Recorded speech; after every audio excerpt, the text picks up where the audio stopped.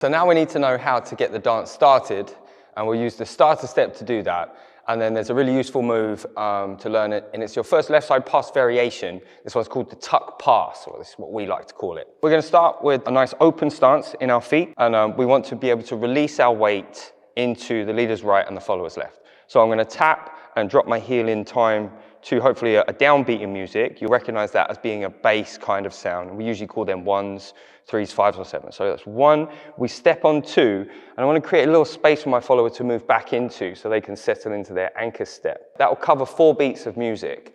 So we'll tap on the 1, step 2, anchor step 3, and a 4.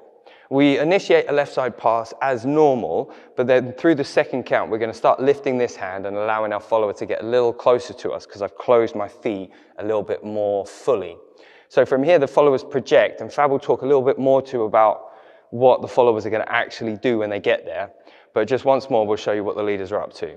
So we have our pulse step to begin. That goes pulse, step, anchor step, left side pass, raise the hand, we divert slightly.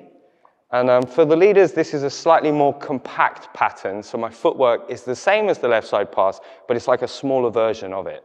Followers, so we are going to show you the starter step. Start kind of my feet wide open and start listening to the music, trying to find the beat. So it's better for me to start kind of separated in the feet. My leader's going to lead me. He's going to lead me into doing a tap step with the foot. So I tap my right foot, I step onto it, and then I'm going to anchor out with that left, right, left footwork once again.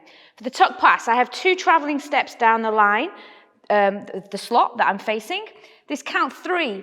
We're taking it out to our right, but it should be a really small step. So I still want to try and keep my knees as close together as possible on that count 3.